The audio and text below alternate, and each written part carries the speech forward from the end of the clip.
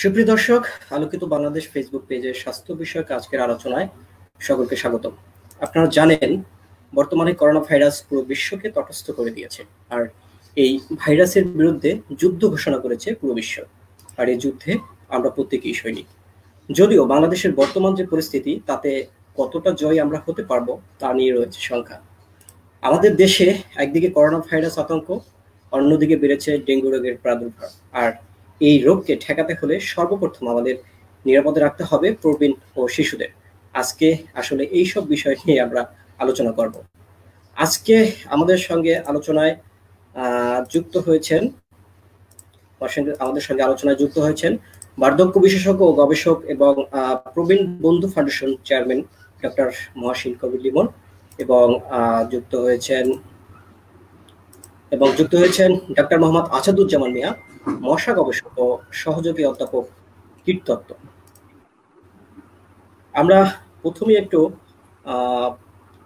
প্রথমে একটু আসাদুজ্জামান ভাইয়ের কাছে চলে যেতে চাই। আসলে আপনি জানেন যে বর্তমানে করোনা ভাইরাস বৈশ্বিক মহামারীতে রূপ নিয়েছে। এটা একটি বৈশ্বিক আতঙ্ক বলা যায়।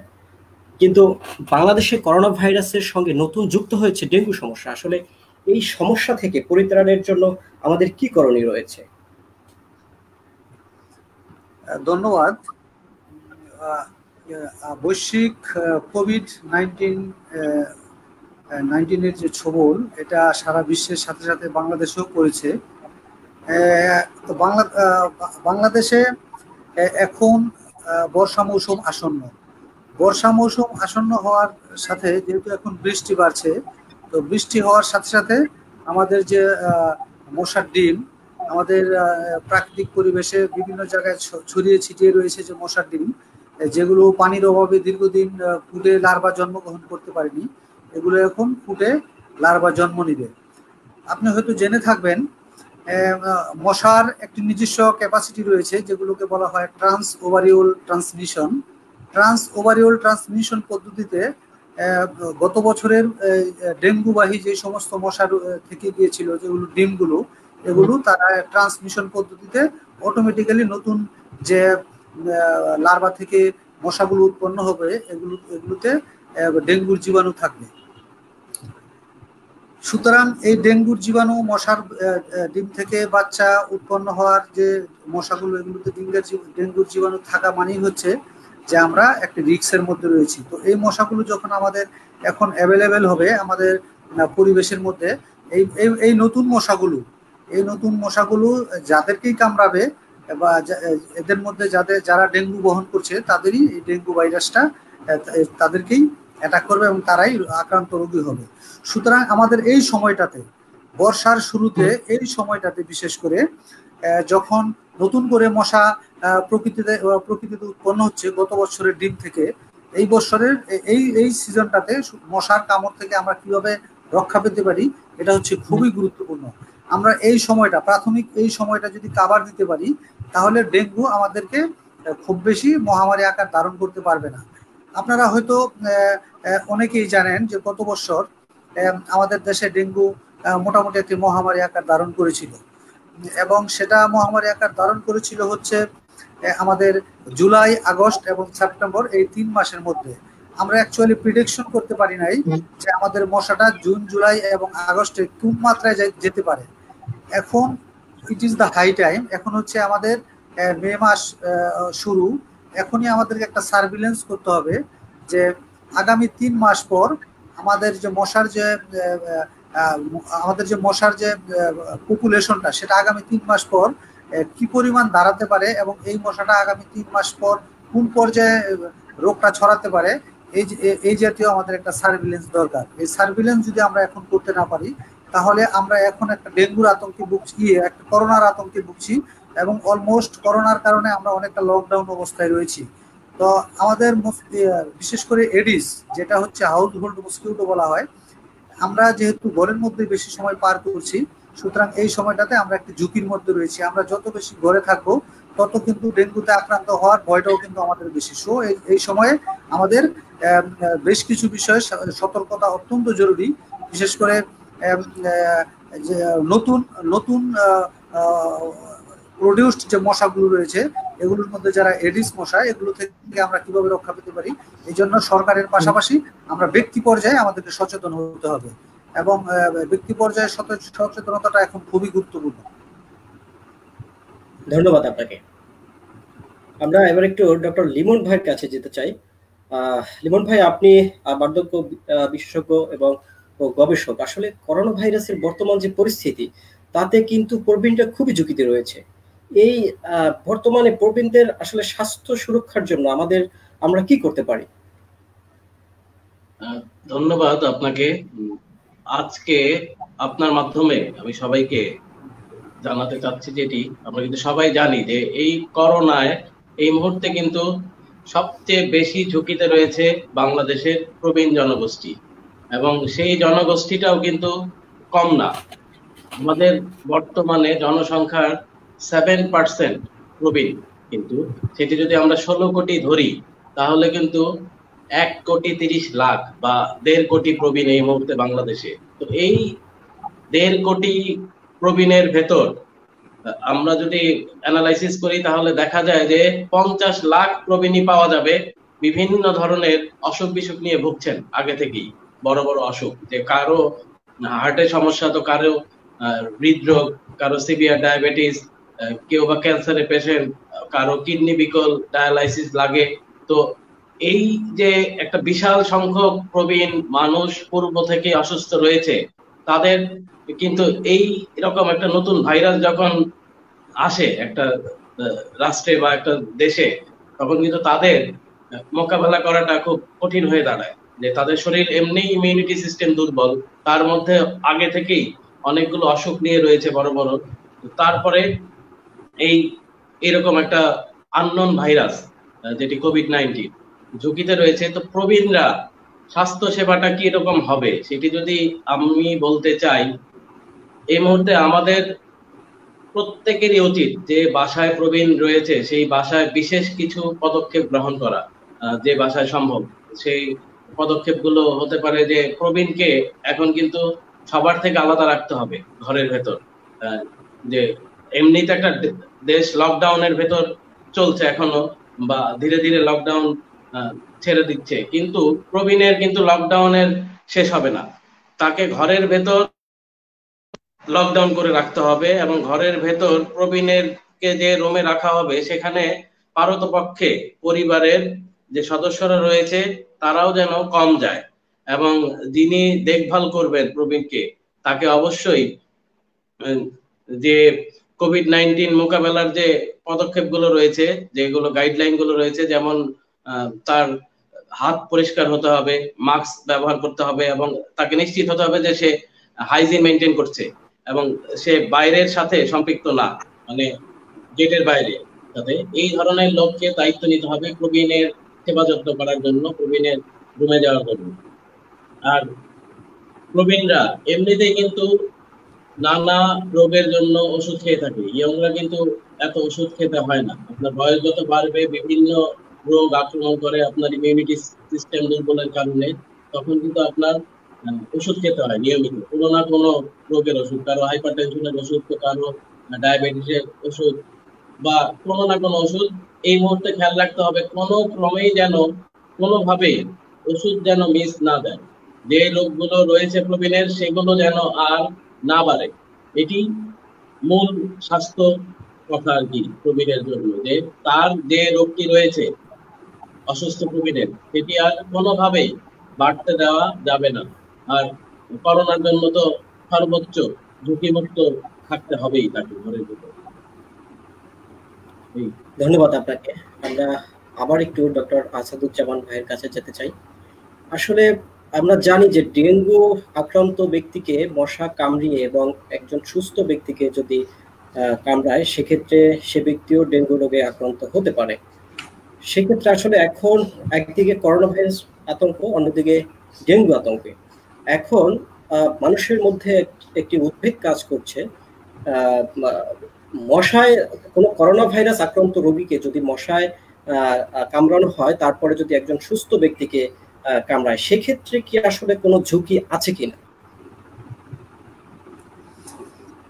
ধন্যবাদ। আসলে মশা করোনা ভাইরাস ছড়াতে পারে না। এটা হচ্ছে শুধু করোনা ভাইরাসই নয়, মশা বেশ কিছু ভাইরাস স্প্রেড করার বা ট্রান্সমিশন করার ক্ষমতা রাখে না, যেমন হচ্ছে এইডস, HIV ভাইরাস, ইবোলা এবং সেই সাথে করোনা। গবেষণা করে দেখা গিয়েছে, এই বিষয়ে আমিও একটু বেশ কিছু লিটারেচার দেখেছি, গবেষণা করে দেখা গিয়েছে যে একটা মশা যখন একটা ভাইরাস ছড়ায়, তখন এই ভাইরাসটা মশার যে নিজস্ব ফিজিওলজিক্যাল সিস্টেম রয়েছে, সেই সিস্টেমের মধ্যে সেই ভাইরাসটাকে অ্যাডাপ্ট হতে হয়, এবং সেই ভাইরাসটা মশার ফিজিওলজিক্যাল সিস্টেমের মধ্যে সে নিজে একটা ইনকিউবেশন পিরিয়ড সম্পূর্ণ করে, এবং তারপর একজন সুস্থ মানুষকে কামড়ানোর জন্য বা এই ভাইরাসটা ছড়ানোর জন্য সক্ষম হয়। তো আমাদের জন্য অত্যন্ত এটা আমি আনন্দই, একটা ভালো খবরই বলবো যে মশার সেই করোনা ভাইরাসটা নিজের দেহের ভিতরে ইনকিউবেশন করার সেই ক্ষমতাটা নাই। যেমন করোনা ভাইরাস হচ্ছে, ডেঙ্গু ভাইরাসটা হচ্ছে যখন মশা যখন একটা আক্রান্ত ব্যক্তিকে কামড়ায়, তখন আক্রান্ত ব্যক্তি থেকে ডেঙ্গু ভাইরাসটা যখন মশার মধ্যে যায়, একটা সুস্থ মশার মধ্যে যায়, সেই মশার ভিতরে ডেঙ্গু ভাইরাসটা সে রেপ্লিকেশন করে তার প্রোডাকশন বাড়ায়, এবং তারপর এই মশাটাই যখন একটা সুস্থ লোককে কামড়ায় তখন সে আক্রান্ত হয়। কিন্তু যখন একটা করোনা রোগীকে, একটা কোভিড রোগীকে যখন একটা মশা কামড়াবে, সেই করোনা ভাইরাসটা মশার স্যালাইভার মাধ্যমে যখন তার ভিতরে ঢুকবে, তখন সেটা সেখানে রেপ্লিকেশন করবে না। করোনা ভাইরাসের কোনো রেপ্লিকেশন হয় না মশার ভিতরে। সুতরাং সেই জায়গাটায় আমরা মোটামুটি আমরা নিশ্চিত করে বলতে পারি যে কোনো করোনা রোগীকে বা কোভিড রোগীকে যদি মশা কামড়ায়, তা সেই মশা করোনা ভাইরাস সেই মশার দ্বারা নতুন কোনো মানুষকে আক্রান্ত করার কোনো সুযোগ নেই। তবে মশা করোনা ভাইরাস না ছড়ালেও মশা কিন্তু ডেঙ্গু ভাইরাস ঠিকই ছড়াতে পারে। তো আমাদের কিন্তু একটি অত্যন্ত আশঙ্কার বিষয় হচ্ছে, যেহেতু এখন আমাদের করোনা ভাইরাস, সাধারণ কোনো মশাও কি একজন ডেঙ্গু আক্রান্ত রোগীকে কামড়িয়ে অন্য কোনো লোককে কামড়ালে কি কোনো ঝুঁকি আছে, নাকি ডেঙ্গু মশাই মানে এডিস মশাই কামড়াতে হবে? শুধু এডিস মশা আমাদের দুইটা রোগ ছড়াতে পারে, একটা হচ্ছে ডেঙ্গু আর একটা হচ্ছে চিকুনগুনিয়া। এডিস হচ্ছে সেটা, কিউলেক্স এবং এনোফিলিস যে রয়েছে অন্যান্য মশা, সেগুলো অন্যান্য রোগ ছড়ায়। কিন্তু বাংলাদেশের আসপেক্টে বাংলাদেশে মূলত এডিসের দুইটা প্রজাতি, একটা হচ্ছে এডিস ইজিপ্টাই আর একটা হচ্ছে এডিস অ্যালবোভিক্টাস। এই দুইটা প্রজাতির মশা হচ্ছে বাংলাদেশে রোগ ছড়ায়। বিগত দিনে আমরা বাংলাদেশে যতগুলো আউটব্রেক দেখেছি, ডেঙ্গির আউটব্রেক বা চিকুনগুনিয়ার আউটব্রেক, এই আউটব্রেকে আমরা এই এডিস মশার দুইটা স্পিসিস পেয়েছি, যেগুলো এই সমস্ত রোগগুলো ছড়িয়ে থাকে। ধন্যবাদ আপনাকে। আবারও আমরা আপনার কাছে ফিরবো। তার আগে দর্শকদের একটু বলে দিতে চাই, দর্শক আপনারা দেখছেন আসলে স্বাস্থ্য বিষয়ক আলোচনা আলোকিত বাংলাদেশের সৌজন্যে। সেক্ষেত্রে আপনাদের যদি কোনো স্বাস্থ্য বিষয়ক কোনো প্রশ্ন থাকে, আপনারা কমেন্টের মাধ্যমে আমাদেরকে জানাতে পারেন। আমাদের আজকের যে দুই আলোচক আছেন তাদের মাধ্যমে আমরা আপনাদের প্রশ্নের উত্তর দেওয়ার চেষ্টা করব। এবার একটু আমরা ডক্টর মহসিন কবির ভাইয়ের কাছে আবারও যেতে চাই। মহসিন কবির ভাই, আসলে আপনি জানেন, আমাদের দুঃখের সঙ্গেই বলতে হয়, আসলে করোনা ভাইরাস যখনই বাংলাদেশে প্রাদুর্ভাব ছড়ানো শুরু করেছে, তখন থেকেই সাধারণ মানুষরা কিন্তু এক ধরনের চিকিৎসা অবহেলার মধ্যে পড়েছে। আপনাকে যদি দুদিন আগের ঘটনাই আমি একটু বলি, খাদ্য মন্ত্রণালয়ের এক অতিরিক্ত সচিব গৌতম আইচ সরকার, তিনি লিভার জনিত সমস্যায় অনেকদিন ভুগেছিলেন। সেক্ষেত্রে তিনি দুদিন আগে অসুস্থ হয়ে পড়লে তাকে রাজধানীর বিভিন্ন হসপিটালে তাকে নিয়ে ঘোরা হয়েছে, কিন্তু কোনো হসপিটালই তাকে ভর্তি নেননি। এমনকি তার মেয়েও একজন ডক্টর। তো আসলে পরবর্তীতে কুর্মিটোলা জেলা হসপিটালে একটি সিট তারা পেয়েছিলেন, কিন্তু কুর্মিটোলা হসপিটালে যাওয়ার পরের কিছুক্ষণের মধ্যেই তিনি আসলে মারা যান। আসলে এই যে একটি বিষয়, মানে একজন অধিদপ্তরের যদি উপসচিব, মানে অতিরিক্ত সচিব যদি চিকিৎসা অবহেলায় তাকে মৃত্যুবরণ করতে হয়, সেক্ষেত্রে আসলে আমরা সাধারণ মানুষরা কোথায় গিয়ে দাঁড়াবো? আহ, এটি তো খুবই গুরুত্বপূর্ণ একটি প্রসঙ্গ আপনি উঠিয়েছেন। তো এই প্রসঙ্গ কিন্তু এটি চিন্তা করতে হবে, আমাদের যে স্বাস্থ্য নিয়ে কাজ করছে যে মন্ত্রণালয়গুলো বা করোনা মোকাবেলায় যে সেল রয়েছে, যে সেলটি রয়েছে, তাদেরকে সঠিক গাইডলাইন দিতে হবে। আমি আপনার মাধ্যমে আবারও বলতে চাই, আমি যেহেতু প্রবীণ নিয়ে কাজ করি, তো এই যে আপনি যে কথাটি বললেন এটিও কিন্তু একজন প্রবীণের সাথে ঘটেছে। তো প্রবীণদের জন্য যদি আলাদা কোনো হাসপাতাল করে দেওয়া হয় নির্দিষ্ট করে, বিশেষ করে কিন্তু এই ভুক্তভোগীটা প্রবীণই। এখন এই মুহূর্তে এমন একটা অবস্থা, আপনি কারো ডায়ালাইসিস লাগবে, সে যদি অন্য কোনো হসপিটালে বা ডক্টরের কাছে যাচ্ছে ডায়ালাইসিস করতে, তাকে বলা হচ্ছে যে আপনি করোনা টেস্টের রিপোর্টটি নিয়ে আসেন, পজিটিভ না নেগেটিভ। যদি নেগেটিভ হয় তবেই আমরা ট্রিটমেন্ট করব। একই অবস্থা কারো যদি কেমোথেরাপি লাগে বা কারো যদি লিভার সিরোসিস থাকে, তার দরকার পড়ে বা যে কোনো প্রয়োজন পড়ে, তখন কিন্তু এই করোনা টেস্টের রিপোর্ট ছাড়া কেউই কোনো হসপিটালই চিকিৎসা করছে না বর্তমানে। তো এই যে করোনা টেস্টের রিপোর্ট, এটি হাতে পাওয়া কিন্তু এখন আকাশে চাঁদ পাওয়ার মতো অবস্থা। এটা হলো বাস্তব কথা। হ্যাঁ, সকালবেলা গেলেই দেখা যাচ্ছে যে করোনা টেস্ট করা হচ্ছে, যে হসপিটাল গুলো নির্দিষ্ট করে দেওয়া হয়েছে সেখানে কিন্তু দীর্ঘ লাইন। তো এই দীর্ঘ লাইনে এই প্রবীণ ব্যক্তিরা যাদের, কিভাবে তারা টেস্টের রিপোর্ট পাবে? আমরা কিন্তু কিছুদিন আগে খবরে দেখেছি যে শাহবাগে কিন্তু একজন প্রবীণ ব্যক্তি সারাদিন লাইনে দাঁড়িয়ে থেকে সে টেস্ট করতে পারেনি, না পারার কারণে পরের দিন আসতে বলছে।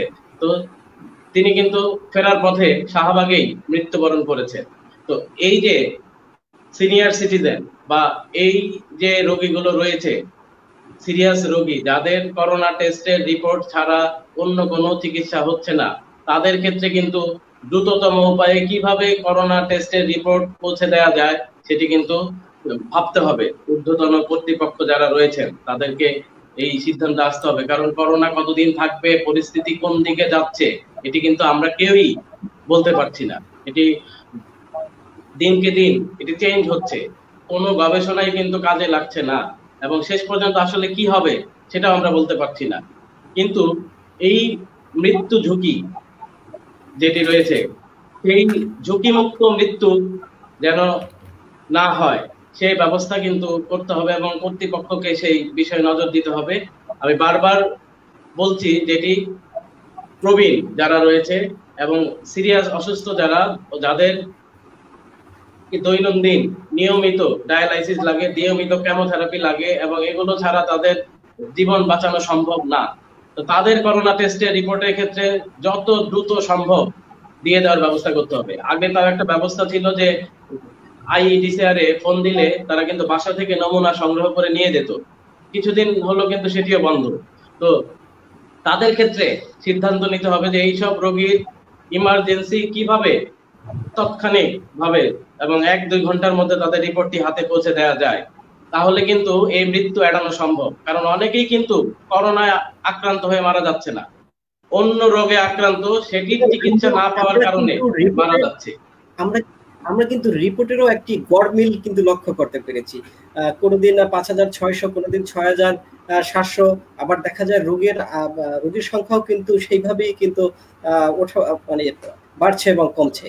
আসলে এই যে একটা মানে ঘাটতি, এটা কেন আসলে আমরা আবার আমি আপনার সাথে দ্বিমত করব, কারণ যারা এই সেলে কাজ করছে, স্বাস্থ্য অধিদপ্তরের যারা রয়েছে, তারা অত্যন্ত অভিজ্ঞ এবং তারা রিপোর্ট হয়তো আগের দিন তাদের যে কাউন্ট হয়েছে তারপরে এসে কিছু যুক্ত হয়েছে, সেগুলো কিন্তু আবার পরের দিন তারা ডিক্লেয়ার দিচ্ছে। হ্যাঁ, সেই জন্য কিন্তু গরমিল হচ্ছে কিছুটা, কিন্তু যে টেস্ট গুলো হচ্ছে তাদের হাতে এসে পৌঁছাচ্ছে দেরিতে, সেজন্য তাদের বলতে দেরি হচ্ছে। সেগুলোর কথায় আমরা না যাই, সেগুলো ঊর্ধ্বতন কর্তৃপক্ষ রয়েছেন, তাদেরকে নজর দিতে হবে, আরো টেস্টের সংখ্যা আরো বাড়াতে হবে, সবই করতে হবে। কিন্তু আমাদের আজকের আলোচনার মাধ্যমে আমি যেটি বলতে চাচ্ছি, যে এই যে ভুক্তভোগী যে গোষ্ঠীটা রয়েছে, যে করোনা হয়নি তাদের, যাদের হ্যাঁ কিন্তু তাদের চিকিৎসা লাগবে, এবং যে হসপিটালগুলোতে সেই ডাক্তাররাও তো চিকিৎসা করতে পারছে না, কারণ তারাও জানে না রোগীর করোনা পজিটিভ না নেগেটিভ। এটি তাদের দোষ দিলেও লাভ নেই, তাদের পর্যাপ্ত পরিমাণ স্বাস্থ্য ব্যবস্থা ওইরকম না। আমাদের যে পর্যাপ্ত পিপি, পর্যাপ্ত তাদের ফ্যাসিলিটি রয়েছে, অনেক ডাক্তার, নার্স এবং সেবাকর্মী যারা রয়েছে তারা কিন্তু আক্রান্ত হচ্ছে। এবং আমাদের যে একটি বিশেষ বাহিনী, পুলিশ বাহিনী, আমরা দেখতেই পাচ্ছি যে তারাও মানুষের সংস্পর্শে আসার কারণে কিভাবে আক্রান্ত হচ্ছে। তো এটি করোনা কতদিন থাকবে বলা যাচ্ছে না। আমাদেরকে কমপ্লিট একটি গাইডলাইন আনতে হবে। এবং আমি আরেকটি কথা বলে দিতে চাই প্রবীণদের নিয়ে, সেটি হলো 2015 সালে আমাদের মাননীয় রাষ্ট্রপতি কিন্তু প্রবীণদের সিনিয়র সিটিজেন ঘোষণা করেছেন, জ্যেষ্ঠ নাগরিক। সিনিয়র সিটিজেন যখন ঘোষণা করেছেন, সেই ঘোষণায় কিন্তু বলা হয়েছিল যে তারা কিছু কিছু ক্ষেত্রে সর্বোচ্চ অগ্রাধিকার পাবে। যেমন যে ক্ষেত্রগুলোতে লাইন ধরে কাজ করতে হয় সেখানে প্রবীণদের লাইন ধরতে হবে না, যদি প্রবীণ হয় তাকে আগেই দিয়ে দিবে ফ্যাসিলিটি। তো এই করোনার এই মুহূর্তে প্রবীণরা সবচেয়ে স্বাস্থ্য ঝুঁকিতে রয়েছে। প্রবীণদেরই একটা অংশ তাদের পূর্বে থেকে নানা রোগ নিয়ে ফাইট করে বেঁচে আছে। এই প্রবীণদের দায়িত্ব রাষ্ট্রের নিতে হবে। এই প্রবীণদের কিভাবে সুস্থ রাখা যায়, এই প্রবীণদের চিকিৎসা কিভাবে নিশ্চিত করা যায়। আমার কাছে প্রতিদিন অনেক ফোন আসতেছে যে কোথাও ডায়ালাইসিস করতেছে না, কোথায় করব, কোথাও করা যাবে কিনা, কোথাও অপারেশন হচ্ছে না, কোথায় করব। তো করোনা যাদের হয়নি তাদের চিকিৎসাগুলো কিভাবে হবে সেদিকে কিন্তু আমাদের নজর দিতে হবে। কারণ খালি শুধু করোনাই তো না, এই যে আসাদুজ্জামান ভাইয়া রয়েছে, সামনে ডেঙ্গুর সিজন, এই যে ডেঙ্গু আসতেছে, খোদা না করুক গত বছরের মতো যদি হসপিটালে কিন্তু ইতিমধ্যে ডেঙ্গু রোগী কিন্তু অনেক ভর্তি হচ্ছে। হ্যাঁ, আমরা লকডাউন আছি, সবাই বাসায় আছি, আমরা কিন্তু জানি যে বাসার ভেতরেই ডেঙ্গু সবচেয়ে রিস্কি। হ্যাঁ, ডেঙ্গু মশা কামড়ায়। তো এই মুহূর্তে সবাই বাসায়, এই বাসার ভেতরে ডেঙ্গু, যদি গত বছর আমরা দেখেছি ডেঙ্গু নিয়ে কি অবস্থা হয়েছে, এই বছর যদি ডেঙ্গু রোগীও বাড়ে আকস্মিক হারে, তো তাদের ব্লাড ট্রান্সমিশনের দরকার হতে পারে, তাদের ইমার্জেন্সি মেডিকেল সাপোর্ট লাগবে, তাদের আবার একটা করোনা আতঙ্ক রয়েছে হসপিটালগুলোতে যে এই রোগীর করোনা আছে কিনা। কারণ ডেঙ্গু কিন্তু জ্বর, করোনাও কিন্তু জ্বর আসে, ডেঙ্গুতেও কিন্তু কি কফ, কাশি, ঠান্ডা হয়। এই সিমটম গুলো কিন্তু ডেঙ্গুতে হয়, শরীর ব্যথা। হ্যাঁ, আর আমাদের বাংলাদেশে কিন্তু 80% মানুষই যারা রয়েছে কাজ করে তাদের কফ কাশির সমস্যা পাবেনি, এটি কমন সমস্যা। এটি যে করোনা না থাকলেও আমরা 12 মাসই এই রোগগুলো থাকে, কফ, কাশি, হাঁচি, এগুলো। তো এগুলোর সাথে যদি ডেঙ্গু জ্বর থাকে তাদের চিকিৎসা কিভাবে করবে? তো তাদের যখন চিকিৎসা করতে হবে তাদেরকে কিন্তু করোনা টেস্টের রিপোর্ট লাগবে, যে এই ডেঙ্গু রোগীর যে তার করোনা পজিটিভ না নেগেটিভ। যদি পজিটিভ হয় তাহলে ডেঙ্গু রোগীকে করোনা যে হসপিটালগুলো করা হয়েছে করোনা মোকাবেলায় সেই হসপিটালে চিকিৎসা নিশ্চিত করতে হবে। এবং নেগেটিভ যদি না হয়, নেগেটিভ হয় তাহলে কিন্তু অন্য হসপিটালগুলোতে তাদের চিকিৎসা নিশ্চিত করতে হবে। এই বিষয়গুলো নিয়ে কিন্তু আমাদের এখন ভাববার সময় হয়েছে, আমাদের কিন্তু সিদ্ধান্তে আসতে হবে। এবং কমপ্লিট একটা গাইডলাইন দরকার, সেটি জনসাধারণের জন্য এবং চিকিৎসকদের জন্য, দুই গ্রুপের জন্য, যে যারা চিকিৎসা সেবা দিবেন তাদের গাইডলাইন এবং সাধারণ মানুষ তাদের গাইডলাইন। এই গাইডলাইন না দিলে সামনে কিন্তু অবস্থা আরো খারাপ হবে।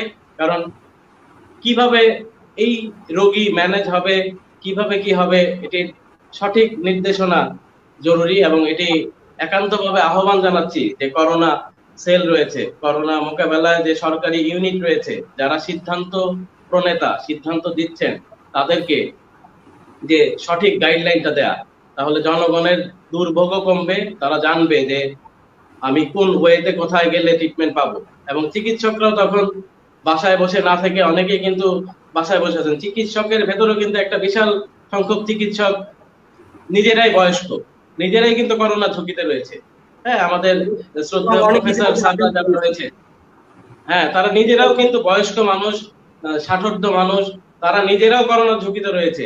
তো কিভাবে এই করোনার ঝুঁকি মুক্ত রেখে করোনা যাদের হয়নি তাদের চিকিৎসা সেবা নিশ্চিত করা যায়, সে বিষয়ে কিন্তু নজর দেওয়ার সময় এসেছে এখন, এটি আমি বলব। ধন্যবাদ ডক্টর মহসিন কবির আপনাকে। আমরা আসাদুজ্জামান ভাইয়ের কাছে একটি ব্যাপারে আসলে জানতে চাই। আপনি জানেন যে গত বছর কিন্তু ডেঙ্গু মোকাবেলা করতে গিয়ে আমাদের ঢাকা ২ সিটি কর্পোরেশন কিন্তু খুব একটা মুশকিলের মধ্যেই পড়েছিল বলা যায়।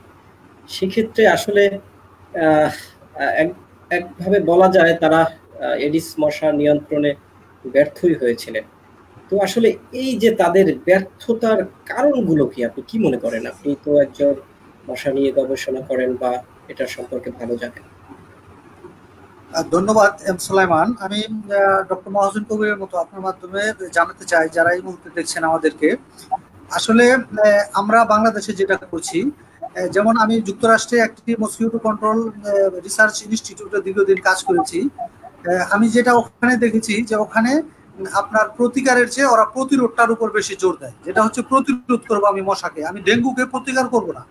ডেঙ্গু আমার হলে, যদি আমার ডেঙ্গু বাংলাদেশে ক্রাইসিস হয় আগামী ৩ মাস পর, যেটা হচ্ছে পিক সিজন বাংলাদেশে, তখন কিন্তু আমি যেটা ডক্টর মহসিন কবির বললেন যে আমাদের যেখানে হাসপাতালে করোনা রোগী নিয়েই আমরা হিমশিম খাচ্ছি, আমরা বিভিন্ন ধরনের বিপদে আছি করোনা রোগী নিয়ে, এর সাথে যদি ডেঙ্গু রোগী অ্যাড হয় খোদা না করুক, তাহলে আমাদের যে অবস্থা কি হবে এটা আমরা কেউ বলতে পারছি না।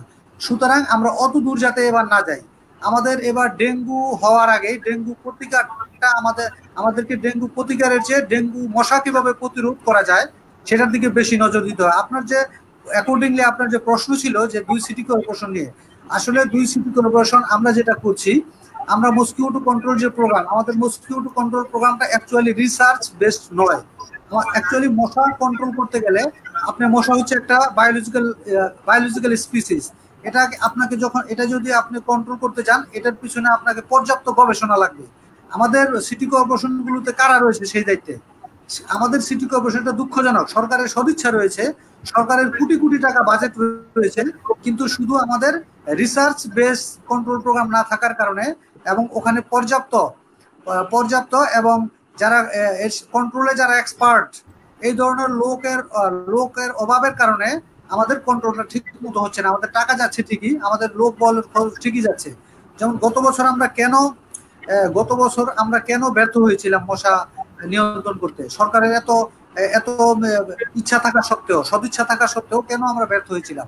আসলে গত বছর আমরা যখন যেটা প্রয়োজন, যেমন এই মুহূর্তে আমি আপনাকে যেটা বলতে চাই, এই মুহূর্তে আমাদের দেশে ঘন ঘন বৃষ্টি হবে এবং বর্ষাকাল সামনে আসছে, ফুল বর্ষাকাল, বড় বর্ষাকাল, আমাদের তখন ফুল বৃষ্টি হবে।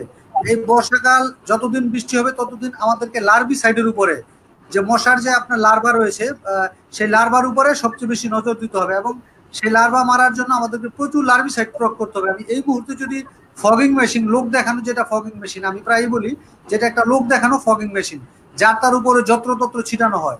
যারা ফগিং মেশিন চালায় অ্যাকচুয়ালি তারা ফগিং মেশিন চালানোর নিয়মও জানে না। এবং আরেকটা ব্যাপার হচ্ছে যে কখন আমরা ফগিং করব। মশার কিন্তু একটা পিরিয়ড রয়েছে, একটা ২৪ ঘন্টার মধ্যে মশার একটি টাইম রয়েছে কখন মশা বেশি অ্যাক্টিভ, ফ্লাইং মসকিউটো গুলো, এবং আমাদের যে লার্ভা রয়েছে, লার্ভাগুলো সাধারণত পানিতে থাকে। আমি কখন লার্ভিসাইড প্রয়োগ করব, আমি কখন অ্যাডাল্ট মসকিউটো কন্ট্রোল করার জন্য অ্যাডাল্টিসাইড প্রয়োগ করব। লার্ভিসাইড প্রয়োগ করার জন্য আমি এখন হচ্ছে উপযুক্ত সময়। এখন যেহেতু বিভিন্ন জায়গায় বিভিন্ন ধরনের গর্ত, বিভিন্ন ধরনের পাত্রে আমাদের লার্ভা প্রোডাকশন হওয়ার সম্ভাবনা সমূহ, এবং আমি বিশেষ করে আপনাকে বলতে চাই, যেহেতু এখন সরকারি অনেকগুলো অফিস আদালত, পাশাপাশি হচ্ছে আমাদের স্কুল কলেজ ইউনিভার্সিটি গুলো যেহেতু বন্ধ রয়েছে, এখানে প্রচুর পরিমাণ মশা উৎপাদন করার একটি জায়গা, একটা সুযোগ রয়েছে, এবং এখানে অনেক ধরনের মশা, যেহেতু এখানে পানি পড়ে থাকবে, পানিকে পরিষ্কার করার লোক নেই এখন, সুতরাং এখান থেকে মূলত মশাগুলো প্রোডাকশন হবে বেশি। এবং এই জায়গাগুলো যদি আমরা এখন অ্যাড্রেস না করি, এই জায়গাগুলো যদি আমরা বিশেষ করে লার্ভিসাইড দিয়ে, এবং আমাদেরকে লার্ভিসাইড দিতে হবে ইফেক্টিভ লার্ভিসাইড। আমরা আমাদের যারা এর সাথে জড়িত, ইনভলভ যারা মসকিউটো কন্ট্রোলের সাথে, বিশেষ করে সিটি কর্পোরেশন গুলো, তারা যে সমস্ত পেস্টিসাইড গুলো ইউজ করে মসকিউটো কন্ট্রোলের জন্য, এই পেস্টিসাইড গুলোর অ্যাকচুয়ালি মশা মারার কি কতটুকু ক্ষমতা রয়েছে, এগুলো কিন্তু আমরা যাচাই না করে পেস্টিসাইড প্রয়োগ করি। আমাদের মশাগুলো, এটা আমি ধারণা করি, যেহেতু আমি মোটামুটি ইনসেক্টিসাইড রেজিস্ট্যান্টের উপর বেশ কিছু কাজ করেছি, আমি ধারণা করি ব্যক্তিগতভাবে যে আমাদের যে মশাগুলো রয়েছে, এখন আমাদের বাংলাদেশে যে মশাগুলো রয়েছে, ম্যাক্সিমাম মশা হচ্ছে বর্তমান যে আমরা পেস্টিসাইড গুলো অ্যাপ্লাই করি এগুলোর প্রতিরোধী। সুতরাং এই সমস্ত পেস্টিসাইড দিয়ে এখন মশা আর মরবে না। সুতরাং আমাকে যদি মশা মারতে হয়, তাহলে আমাকে এই পেস্টিসাইডগুলো এই মশার এগেইনস্টে কতটুকু রেজিস্ট্যান্ট গ্রো করেছে এগুলো আমাকে জানতে হবে, এগুলো আমাকে যাচাই করতে হবে, এগুলোকে আমাকে টেস্ট করতে হবে। টেস্ট করার পর ওইভাবে আমাকে ইনসেক্টিসাইডের ডোজ নির্ধারণ করতে হবে যাতে আমার মশা মারা যায়। সুতরাং আমি যদি appropriate insecticide with appropriate dose যদি আমি ঠিক করে না দিতে পারি এবং যে এটার যে টক্সিসিটির মাত্রা এগুলো যদি আমি না জানি এবং পাশাপাশি রেজিস্ট্যান্ট রেশিও এগুলো যদি আমি না জেনে অ্যাপ্লাই করি তাহলে আদৌ আমাদের মসকিউটো কন্ট্রোল প্রোগ্রামে এবারও আমরা ব্যর্থ হব। শুধু আমরা কোটি কোটি টাকা বাজেট করলে কাজ হবে না, আমাদের আসলে গবেষণা নির্ভর, বিশেষ করে আমি যে কথাগুলো বললাম সেই কথাগুলো হচ্ছে প্রত্যেকটা কাজ হচ্ছে গবেষণা নির্ভর।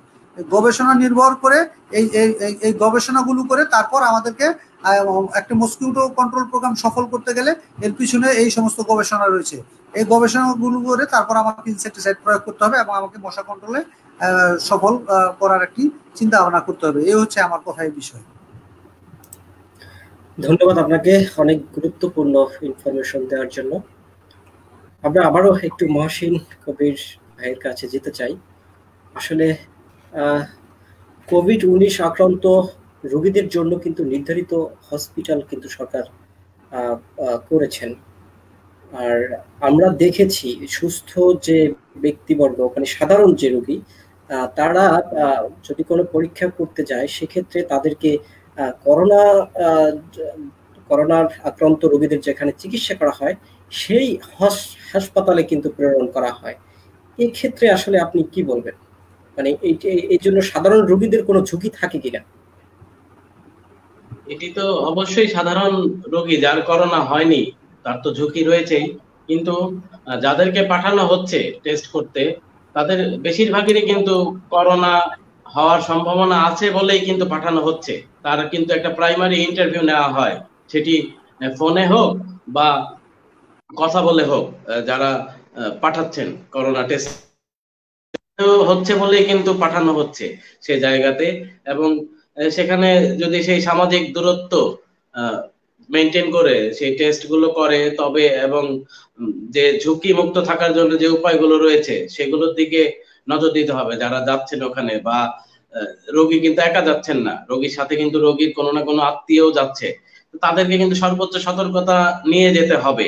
এই জায়গাটায় তো টেস্ট করতে হলে তো ওই নির্দিষ্ট হসপিটালে যেতে হবেই। এক্ষেত্রে সাধারণ যারা মানুষ রয়েছেন তাদেরকেই সচেতন বেশি হতে হবে যে আমি টেস্ট করার আগ মুহূর্ত পর্যন্ত কিভাবে নিজেকে কি ঝুঁকিমুক্ত রাখবো, সেটি কিন্তু তার নিজের দায়িত্ব। সবকিছু তো রাষ্ট্রের উপর চাপিয়ে দিলে হবে না, সাধারণ মানুষেরও তো দায়ভার বা দায়িত্ব রয়েছে, কারণ সবাই মিলেই কিন্তু এই করোনাকে মোকাবেলা করতে হবে। রাষ্ট্র আমাদের সব ফ্যাসিলিটি দিতে পারবে না। হ্যাঁ, তো এই জায়গাটাতে আমি বলবো সাধারণ মানুষের সচেতন হওয়া জরুরি, কারণ করোনা টেস্টের জন্য যেতে হবেই হসপিটালে, এবং ওইখানে করোনা রোগী রয়েছে, হয়তোবা লাইনে আমার সামনে যিনি দাঁড়িয়ে রয়েছে তিনি হয়তো করোনা পেশেন্ট, আমি হয়তো করোনা পেশেন্ট না। তো স্বাস্থ্য বিধি মেনেই কিন্তু তাকে টেস্ট করতে যেতে হবে, তার নিজের ওইরকম প্রোটেকশন নিয়ে যেতে হবে। এবং যারা পরীক্ষা করছেন তারা তো স্বাস্থ্যবিধি নিয়েই কিন্তু পরীক্ষা করছেন, তাদেরকে কিন্তু পরীক্ষা করার আগে পর্যাপ্ত ট্রেনিং দেওয়া হয়েছে কিভাবে একজন রোগী থেকে আরেকজন রোগীকে ঝুঁকিমুক্ত রাখা যায়। তো এক্ষেত্রে আমার কথা হলো সাধারণ মানুষকে সচেতন হতে হবে, আর সাধারণ মানুষের সচেতনতা ছাড়া কোনো বিকল্প নাই। আমরা কিন্তু দেখতে পাচ্ছি যে এখন সরকার কিন্তু বলছে লকডাউন, সরকার কিন্তু বলছে যে অপ্রয়োজনে বাইরে যেতে না, কিন্তু আমাদের সাধারণ মানুষ কিন্তু যাচ্ছে, অপ্রয়োজনে বাইরে যাচ্ছে। প্রয়োজন হলে সেটি এক কথা। তো এক্ষেত্রে সাধারণ মানুষের বিবেক বোধটাই আসল। বাহিরে বের হওয়ার ক্ষেত্রে আপনি যে বলেন সাধারণ মানুষকে অবশ্যই সচেতন হতে হবে, কিন্তু আপনি দেখেছেন যে বিভিন্ন যে গার্মেন্টস ফ্যাক্টরিগুলো রয়েছে সেগুলো কিন্তু ইতিমধ্যে অনেকটাই কিন্তু খুলে দেওয়া হয়েছে। আসলে যারা শ্রমিক আছেন তারা আসলে মানে কিভাবে এই সচেতনতা বা এইটাকে ফলো করবে? এটা ফলো করবে, এটা আমি বলবো আমি জানি না যে গার্মেন্টস গুলো খুলে দেওয়া হয়েছে যেগুলো, সেগুলোকে সেই শ্রমিক গুলো যখন এসেছে তাদেরকে গ্রুপে গ্রুপে, আমার যেটা ব্যক্তিগত অভিমত, অবশ্যই ট্রেনিং দেওয়া দরকার ছিল।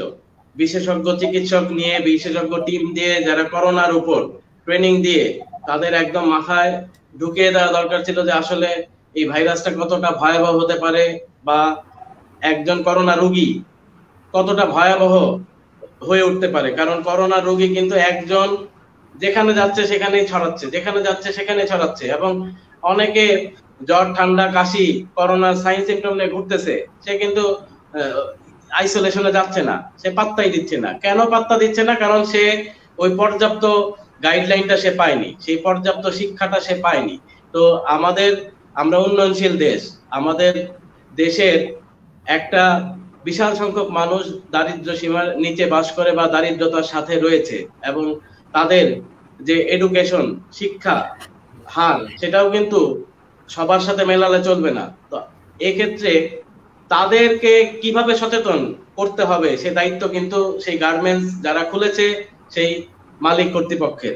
হ্যাঁ, যে তাদেরকে ক্লাস নেওয়া হয়েছে কিনা, আমি বলবো ক্লাস, একটা সেমিনারি করা যেতে পারে যে তাদের নিয়ে যে কিভাবে ঝুঁকিমুক্ত থাকা যায়। যদিও টিভিতে বলা হচ্ছে, মিডিয়াতে বলা হচ্ছে, পত্রিকায় লেখা হচ্ছে, এগুলোর চেয়ে তাদেরকে হাতে কলমে সামনাসামনি শেখানো বলা সেটা কিন্তু আরো এফেক্টিভ হতো। তো আমরা কিন্তু ইতিমধ্যে দেখতে পাচ্ছি অনেক গার্মেন্টস কর্মী কিন্তু ইতিমধ্যে করোনা ভাইরাসে আক্রান্ত হয়েছেন। হ্যাঁ, আমি তো এই জায়গাটাতেই বললাম যে এটা হচ্ছে কেন, অজ্ঞতার কারণে। সে যদি জানতো যে কখন আমাকে আইসোলেশনে যেতে হবে, আইসোলেশন এই শব্দটা আমার আপনার বুঝতেই তো করোনার আগে কত মানে বুঝতেই তো সমস্যা হয়েছে। আইসোলেশন, কোয়ারেন্টাইন, হ্যাঁ এই কোয়ারেন্টাইন, আইসোলেশন, এই শব্দগুলো এগুলো তো আমাদের ইয়ার ফ্রেন্ডলি না, আমরা শুনে অভ্যস্ত না, একদম নতুন শব্দ যেটি এই করোনা আসার ফলে আমরা শুনতেছি। এই আইসোলেশন আমি আপনি বুঝতেই তো অনেকদিন সময় লেগেছে। তো যারা গার্মেন্টস কর্মী, যারা খেটে খাওয়া মানুষ, তাদেরকে কে বোঝাবে, বা তাদেরকে বোঝানোর জন্য যে সহজ পদ্ধতি সেটি নিতে হবে। এখনো সময় আছে, এখনো সময় যে চলে গেছে তা না, এই সবগুলো তাদেরকে বোঝাতে হবে। আমরা কিন্তু সরকার দেখা গেছে যে দোকানগুলো রয়েছে সেখানে গোল দাগ দিয়ে দিয়ে চলে গেছে, রাস্তা বেরোলে কিন্তু দেখা যাচ্ছে যে 3 ফুট দূরে দূরে যে গোল দাগ দেয়া, সেই দাগগুলোতে কিন্তু মানুষ দাঁড়িয়ে দোকানে থেকে কেনাকাটা করার কথা, কিন্তু কয়জনই মানতেছে সেগুলো। আপনি কত জায়গায় পুলিশ দিয়ে পাহারা দেবেন, কত জায়গায় সরকারি জনবল দিয়ে আপনি দেখাতে পারবেন? এটি সচেতনতা তৈরি করা ছাড়া কোনো বিকল্প নেই। এবং সেই সচেতনতাটা তৈরি করতে হলে আমাদেরকে সাধারণ মানুষের সাথে মিশে তাদের মতো করে তাদেরকে বোঝাতে হবে। এটি এই মিডিয়াতে যে ভাষায় বলা হচ্ছে, আমি আপনি এখানে এই টক শোতে এসে যেভাবে কথা বলছি, এই ভাষা তাদের ভাষা না। তাদেরকে তাদের মতো করে বোঝাতে হবে, এবং সেই দায়িত্বটা নিতে হবে ঊর্ধ্বতন যারা রয়েছে, মালিক কর্তৃপক্ষের। যে গার্মেন্টস খুলেছে যে মালিক, তাকে দায়িত্ব নিতে হবে তার, কারণ সে একটা পরিবারের ক্ষতি করতে পারে না, সে একটা রাষ্ট্রের অন্য মানুষের ক্ষতি করতে পারে না তার গার্মেন্টস চালানোর জন্য। হ্যাঁ, গার্মেন্টস এর চাকা না ঘুরলে আমাদের অর্থনৈতিক ভাবে আমরা ক্ষতিগ্রস্ত হব। আমরা কিন্তু সবই কিন্তু করা যায়, এই অর্থনৈতিক ভাবে ক্ষতিগ্রস্ত যেন না হই। যে আমরা স্বাস্থ্যবিধির কথা বলছি, তো স্বাস্থ্যবিধিগুলো কেন আমরা তাদেরকে শেখাচ্ছি না? কেন আমরা আমাদের গার্মেন্টস মেশিন গুলো যেগুলো রয়েছে সেগুলো তো আমরা সেই দূরে দূরে সেট আপ করতে পারি ওখানে ভেতরে, তো সেখানে কে দেখতে যাচ্ছে? গার্মেন্টস কর্মী। আমরা দেখেছি আসলে মাঠে গিয়ে আমরা দেখেছি বড় বড় যে কোম্পানিগুলো রয়েছে সেক্ষেত্রে তারা একটি কর্মীদের স্বাস্থ্য সুরক্ষার জন্য তারা ব্যবস্থা নিয়েছেন, কিন্তু ছোট যে কোম্পানিগুলো রয়েছে, ছোট ছোট যে কোম্পানিগুলো রয়েছে, তারা কিন্তু আদৌ কোনো স্বাস্থ্য সুরক্ষার জন্য কর্মীদের ভাবছেন না। এটি স্বাস্থ্য সুরক্ষার জন্য ভাববে, এটি আপনার শুধু গার্মেন্টস না, আপনি এখনকার অবস্থাটা যদি দেখেন যে এখন কিন্তু একটু লকডাউন শিথিল করা হয়েছে, আপনি মার্কেটগুলোর অবস্থা দেখেন যেখানে উপচে পড়া ভিড়, বাজারগুলোর অবস্থা উপচে পড়া ভিড়। তো আপনি এদের মানে সাধারণ মানুষকে, তার মানে কি আমরা কিন্তু যারা রয়েছি আমরাই, আমি আসাদুজ্জামান ভাই, আপনি, আমাদেরও কিন্তু দায়িত্ব বোঝানো তাদেরকে। তার মানে আমরা কিন্তু ব্যর্থ, যারা বোঝে না তাদেরকে বোঝাতে ব্যর্থ। এই ব্যর্থতার দায়ভার কিন্তু সরকার না, এগুলো সবাইকে নিতে হবে। নাগরিক হিসেবে, সচেতন নাগরিক হিসেবে প্রত্যেকেরই দায়িত্ব, প্রত্যেকেই যখন তার জায়গা থেকে আরো 10 জনকে বোঝাবে, 10 জনকে শেখাবে, তখনই কিন্তু আস্তে আস্তে সবাই জানবে, শিখবে। এবং এখন যে হারে আমরা দেখতে পাচ্ছি যে প্রতিদিনই বাড়ছে, এখন কিন্তু খুবই জরুরি হয়ে পড়েছে, হ্যাঁ, যে আমরা কাজে যাচ্ছি, এদিকে আবার লকডাউন শিথিল করা হয়েছে। এই মুহূর্তে একটা কিন্তু কোন সিস্টেম ছাড়া অবস্থা, কিন্তু আমি যেটা বলবো বাইরে কোনো সিস্টেমই নাই। যেটা অবস্থা, আমাদের পুলিশ ভাইয়েরা যারা রয়েছে তাদের আক্রান্তের হার অনেক, তারা তাদের পুলিশ হাসপাতালেও জায়গা হচ্ছে না, তাদেরকে অন্য হাসপাতালেও তাদের নিতে হয়েছে, যে এই পরিমাণ পুলিশ বাহিনী আক্রান্ত করোনায়। তো কোনোভাবেই তো এটা ঠেকানো যাচ্ছে না। একমাত্র ঠেকানোর উপায় হলো ব্যক্তি সচেতনতা। আপনি যেটি বললেন যে গার্মেন্টস এর কথা, গার্মেন্টস থেকে আরম্ভ করে যে দোকানগুলো খোলা হচ্ছে, যে মার্কেট গুলো খোলা হচ্ছে, যে বাজার গুলো খোলা হচ্ছে, যারা যাচ্ছে তারা স্বাস্থ্যবিধি মানছে কিনা এবং তাদেরকে বুঝতে হবে, বোঝাতে হবে। এবং আমি আবারও আজকের বলতে চাই, আসাদুজ্জামান ভাইয়ের দৃষ্টি আকর্ষণ করে, ডেঙ্গু এই ভয়াবহর ভেতর যদি খোদা না করুক ডেঙ্গু এফেক্ট করে গত বছরের মতো, কি অবস্থা হবে? আমরা কোথায় দেখতে পাচ্ছি, কোথায়? আমি তো বাসায় আছি, আমি তো বাইরে বেরোচ্ছি কাজের জন্য, রোগী দেখার জন্য। আমি তো ডেঙ্গু মোকাবেলা এরকম কোনো উদ্যোগ দেখি না, ওটার আলোচনাই তো নাই। কোথায় ফকার মেশিন, কোথায় কি আলোচনা হচ্ছে? আসাদুজ্জামান ভাই কিন্তু সুন্দর একটি কথা বলেছে, যে স্কুলগুলো বন্ধ রয়েছে, যে অফিসগুলো বন্ধ রয়েছে, সেই অফিসগুলো, স্কুলগুলোতে এই বৃষ্টি হচ্ছে, সেই পানি জমছে, সর্বোচ্চ ঝুঁকিতে রয়েছে কিন্তু আমরা ডেঙ্গু। সেই পানি কারা পরিষ্কার করতেছে? যে অফিসগুলো ছাদে ফুলের টব রয়েছে, যেখানে ফুলের টবে পানি রয়েছে, অফিস বন্ধ, কোনো কর্মচারী নাই, সেই টবে যে ডেঙ্গু উৎপাদন হবে না সেই গ্যারান্টি কে নিচ্ছে?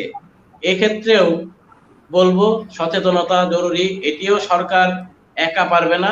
কোথায়? আমরা মিডিয়াতে বলতে হবে, আমাদের নানা জায়গায় নানা ভাবে প্রচার করতে হবে। এখন ডেঙ্গুর, করোনার সাথে ডেঙ্গুর প্রচারও করতে হবে, যে আপনারা যেখানে সেখানে ময়লা পানি বা পানি জমতে দিয়েন না, নিজে রাখুন। কোথায়? আমরা সরকারের তরফ থেকেও বলা হচ্ছে না, কেউই কিন্তু বলছি না। তো ভাই মহসিন ভাই, আপনি জানেন যে আমাদের 2 সিটি কর্পোরেশনের মেয়র মহোদয় যখন প্রধানমন্ত্রীর সঙ্গে সাক্ষাৎ করেছিলেন, তখন কিন্তু প্রধানমন্ত্রী আসলে প্রথমেই মশার উপরই একটি গুরুত্ব দিয়ে বেশি কথা বলেছিলেন। এবং আমাদের 2 সিটি কর্পোরেশন মেয়র দ্বয়ের কিন্তু প্রথম চ্যালেঞ্জই হচ্ছে মশা নিয়ন্ত্রণে রাখা। আসলে এই ব্যাপারে আমরা বিস্তর আলোচনা শুনবো আবার আসাদুজ্জামান ভাইয়ের কাছ থেকে। তার আগে আমি একজনের কমেন্ট দেখতে পাচ্ছি, আসলে আপনারা নিশ্চয়ই দেখতে পাচ্ছেন মহসিন ভাই। ভাই, আবার অনেকদিন যাবত খুশখুশি কাশ, এটার জন্য কি করতে পারি? কাশি ভালো হলে 15-20 দিন পর আবার হয়, এন্ড অনেক দিন থাকে এই কাশি। এই ব্যাপারে আপনি কোনো পরামর্শ দিতে পারবেন কিনা? আসলে এই ব্যাপারে আমার পরামর্শ হলো, যেহেতু এটি তার অনেক দিন ধরে এই সমস্যা, এই কাশির একটি প্রধান কারণ কিন্তু অ্যালার্জি।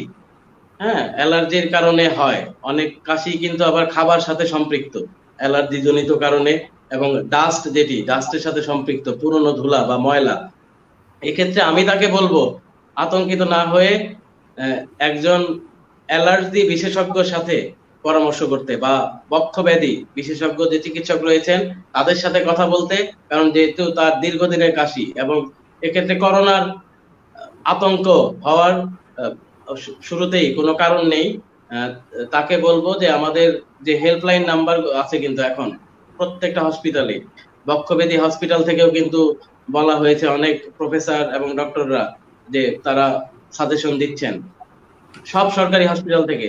তো তাদের সাথে কথা বলে, এবং তিনি আগেও যেহেতু সমস্যা ছিল, কি ওষুধ খেয়েছেন সেগুলো জানতে হবে, কথা বলে তারপর একটি পরামর্শ দিতে হবে। আর তাকে এখন বলবো যেটি, যে ধুলাবালি মুক্ত থাকতে হবে, এবং যেটি সে কিন্তু গরম পানি দিয়ে, গড়গড় যেটি বলে, লবণ গরম পানি দিয়ে সেটি করতে পারে। এবং ঠান্ডা লাগানো যাবে না, বা ঠান্ডা পানি বা ঠান্ডা জাতীয় কিছু যেন না খায়। খুব বেশি সমস্যা হলে তিনি একজন বিশেষজ্ঞ চিকিৎসক যে রয়েছেন তার সাথে যোগাযোগ করবেন। আর অহেতুক করোনার আতঙ্কিত হওয়ার কোনো কারণ নেই তার।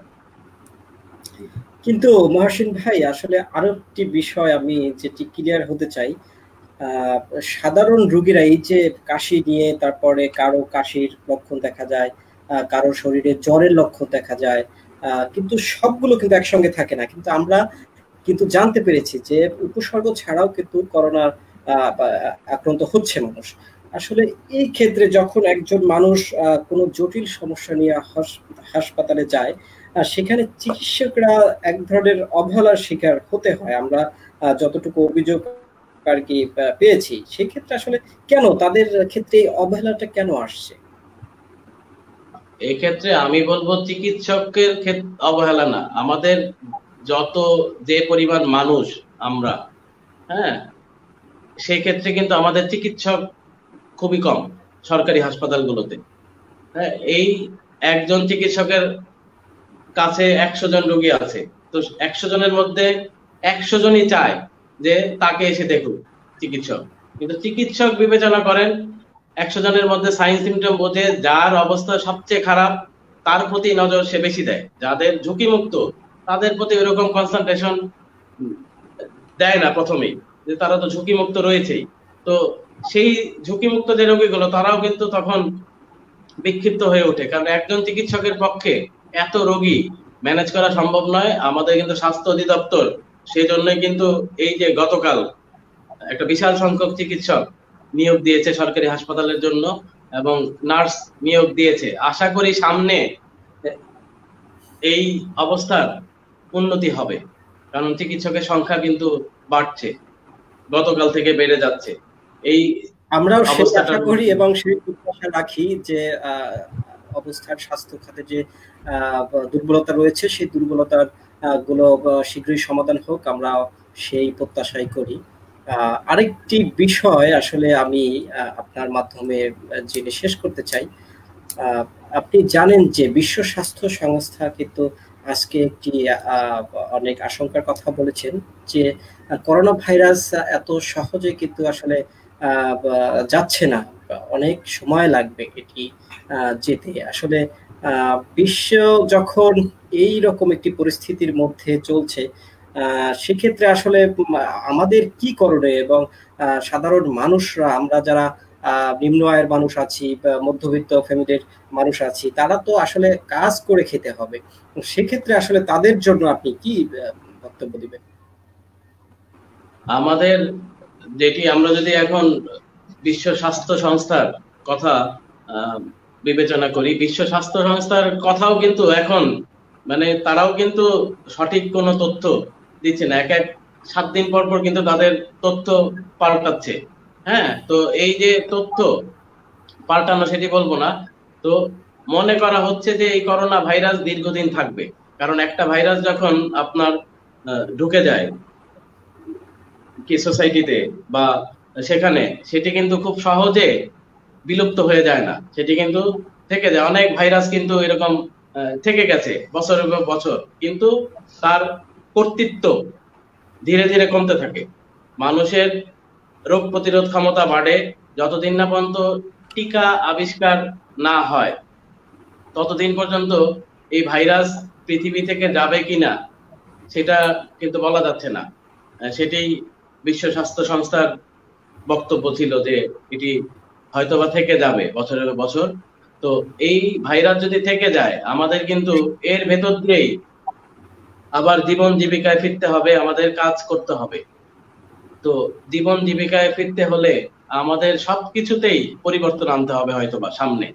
হ্যাঁ, কর্মক্ষেত্র থেকে আরম্ভ করে আমাদের লাইফস্টাইল, চলাফেরা, আমাদের প্রত্যেকটা বিষয়ে কিন্তু মডিফাই করতে হবে।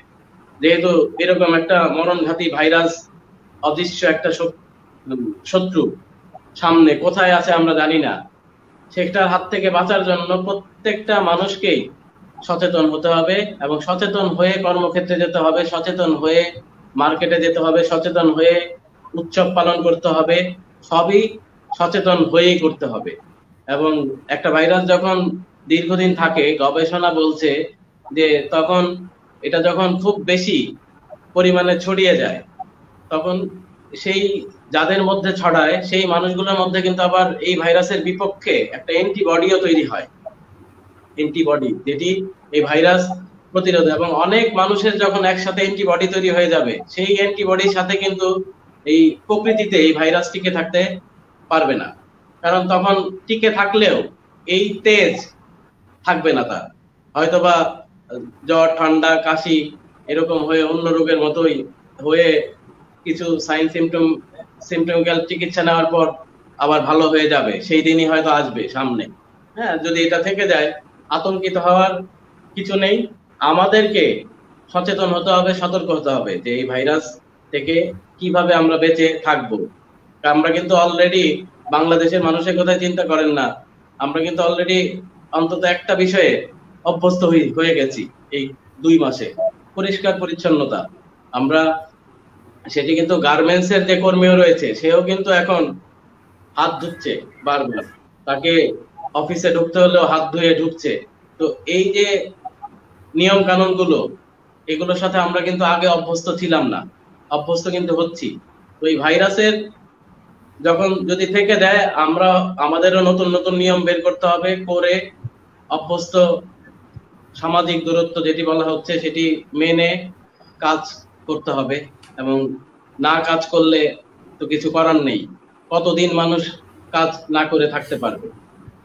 এবং এক্ষেত্রে আরো গবেষণা বাড়ানো প্রয়োজন, এবং সব ক্ষেত্রেই গবেষণা করে সেই গবেষণার ফলাফল বিবেচনা করে আপনার সিদ্ধান্ত দিতে হবে। এবং অনেক কাজ আছে আমার দৃষ্টিতে এখনো করার মতো।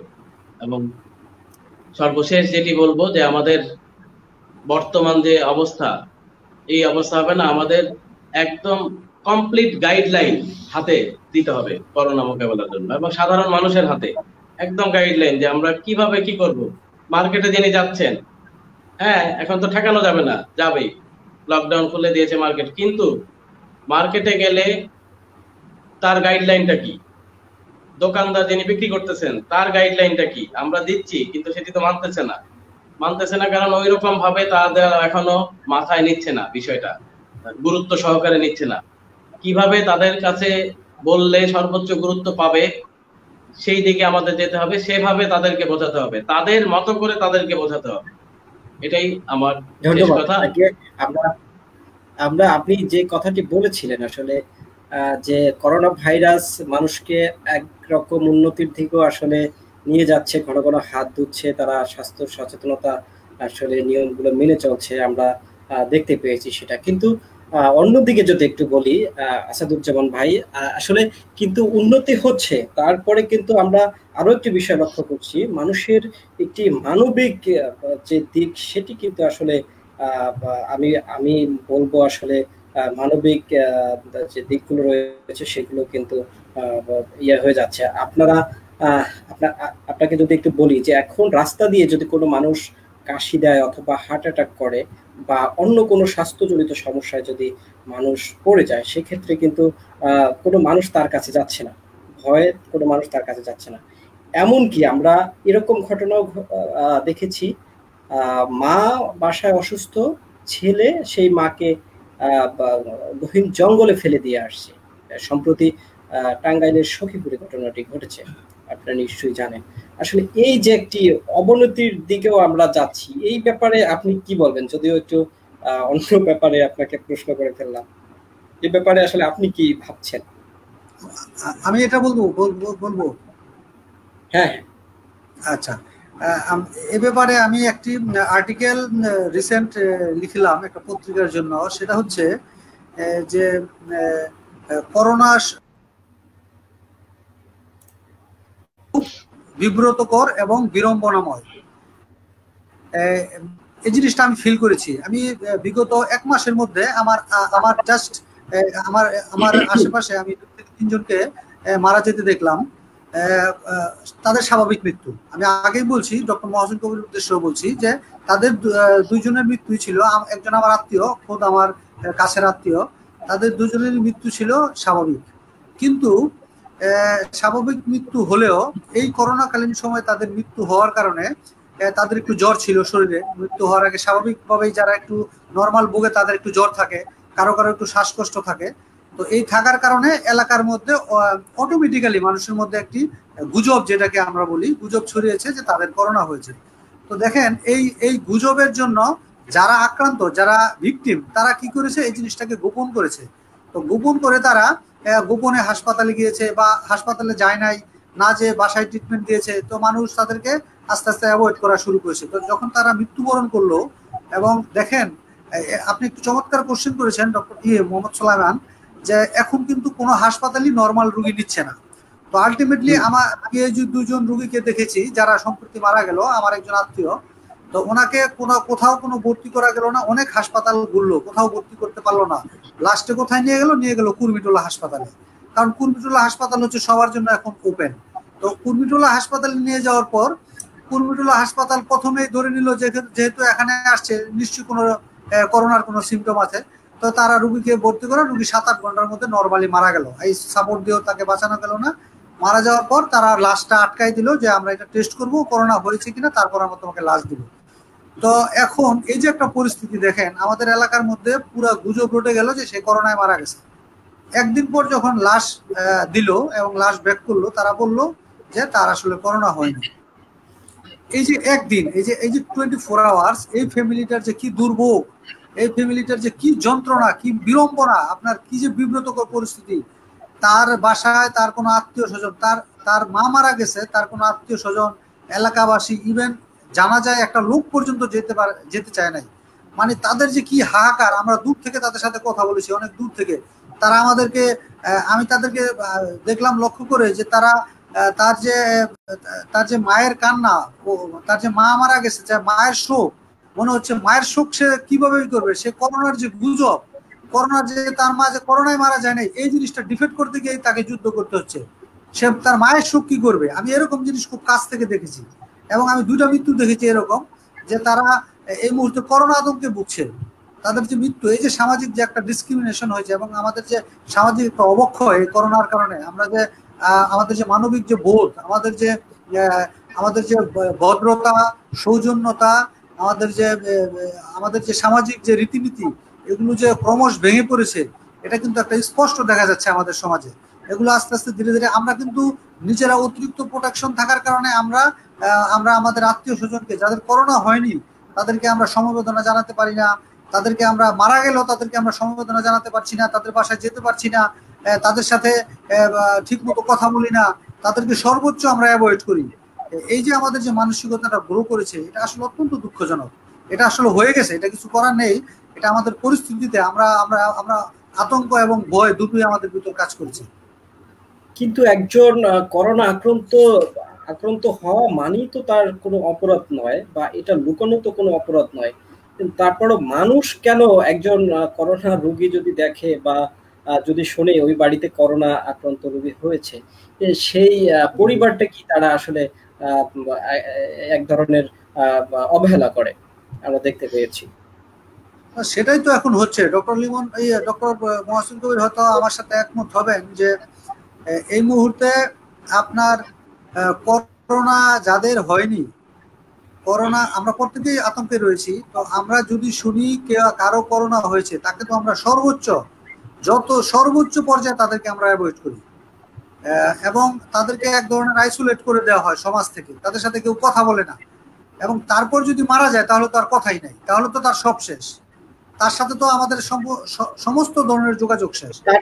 তার থেকেও একটা ইম্পর্টেন্ট বিষয় হচ্ছে আসাদুজ্জামান ভাই, আমরা দেখেছি যে সকল চিকিৎসক আসলে করোনা আক্রান্ত রোগীদের সেবা দিয়ে যাচ্ছেন, প্রথম সারিতে থেকে আসলে করোনা যোদ্ধা তারা, কিন্তু আমরা এটা লক্ষ্য করেছি যে ঢাকায় এই ধরনের চিকিৎসক যে বাড়িতে ভাড়া থাকেন, সেই বাড়িওয়ালা তাদের সঙ্গে অমানুষিক ব্যবহার করে, এবং এমনকি তাদের বাসা ছেড়ে দেওয়ারও হুমকি তারা কিন্তু ইতিমধ্যে দিয়েছেন। আমরা কিন্তু এই ধরনের খবর কিন্তু গণমাধ্যমে পড়েছি। এই ব্যাপারটি আসলে কিভাবে আপনি দেখছেন এবং কি বলবেন?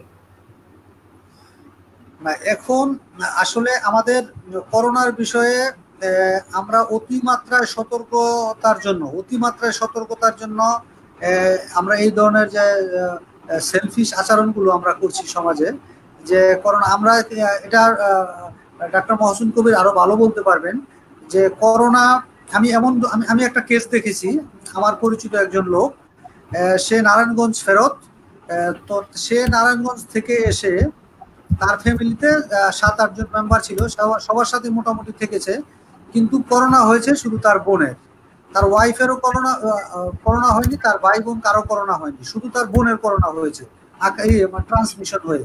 তো করোনা যে আপনার যখন তখন যে কারো হতে পারে সেটাও কিন্তু আপনার অতটুকু সঠিক নয়, যে যদি আপনি টাচে না আসেন, যদি আপনি তার কাছে না যান। তো আমরা যদি সতর্কতা অবলম্বন করে ডিস্টেন্স মেনটেন করে যদি আমরা চলি, যেটা ডাক্তাররা করছেন এই মুহূর্তে, আমাদের জাতির শ্রেষ্ঠ সন্তান যারা ডাক্তাররা যেটা করছেন, যে তারা একটা সতর্কতা নিয়ে তারা প্রোটেকশন নিয়ে তারা রোগীকে হ্যান্ডেল করছেন। আমরা কিন্তু এরকম যারা অতিমাত্রায় সতর্ক, তারা কিন্তু আমরা এরকম করে এই বিষয়গুলো হ্যান্ডেল করতে পারি। আমরা এই মুহূর্তে ভাড়াটিয়া বা কারো করোনা হলে আমরা কিন্তু তাকে কিছুটা দূরত্ব মেনটেন করে, যতটুকু প্রোটেকশন রেখে, ডিফেন্সিভ দূরত্ব রেখে যতটুকু চলা যায় আমরা কিন্তু সেটা করতে পারি। এটা তো করোনা তো আর কাউকে লাভ দিয়ে ধরতে যাবে না, যদি আমরা সেটা টাচ না করি, যদি আমরা তার সাথে সংশ্লিষ্টনে না যাই, তাহলে তার ধরবে না। সুতরাং আমাদের অতটুকু সতর্ক নিয়ে আমরা আমার মনে হয় আগাতে পারি। আমি জানি না আমার সাথে অবশ্যই আসাদুজ্জামান ভাই, এবং আমাদের প্রত্যেককেই আসলে মানবিক হতে হবে, যেহেতু বৈশ্বিক একটি সমস্যা, এই সমস্যা মোকাবেলা করার জন্য আসলে আমাদের সবাইকে ঐক্য হয়ে এই সমস্যা মোকাবেলা করতে হবে। আমরা একটু মহাসিন ভাইয়ের কাছে আবার একটু যেতে চাই। একজন সজীব শাহ নামে একজন কমেন্ট করেছে, আসলে বর্তমানে কিন্তু যাই বলেন না কেন খুবই একটা আতঙ্কের মধ্যে কিন্তু মানুষ পার করছে। তিনি আসলে একটি প্রশ্ন করেছেন যে তার গলা ব্যথা, মানে ফ্যান একটু, তিনি লিখছেন, ভাই আমার জ্বর নেই, বাট ফ্যান চালাইলে গলা ব্যথা করে, প্রতিদিন হঠাৎ হঠাৎ শরীর হালকা গরম হয়, আবার গলা ব্যথা করে। এই ব্যাপারে তিনি কি করবেন, যদি একটু পরামর্শ দিতেন।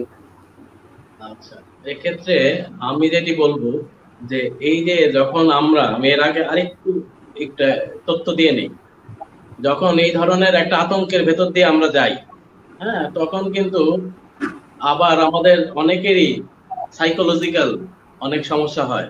এটা কিন্তু সারা পৃথিবীতেই হয় এবং সবারই হয়। যে সময়টাতে অন্য সময় কিছুই মনে হতো না, যে হালকা শরীর গরম বা ফ্যান চালালে কাশি আসছে, আমি ভাইয়ের উদ্দেশ্যে বলবো, অন্য সময় কিন্তু অন্য বছর এগুলো কিছুই মনে হতো না। এই বছর যেহেতু করোনা আতঙ্ক, বারবার কিন্তু মনে হচ্ছে আমাদের একটু এদিক ওদিক হলেই শরীরে মনে হচ্ছে আমি বুঝি হয়তো করোনা আক্রান্ত হয়ে গেছি। এক্ষেত্রে আমি বলবো সবার উদ্দেশ্যেই, এই সজীব সাহা তাকে কেন্দ্র করে, যে অহেতুক আতঙ্কিত হওয়ার কিছু নেই।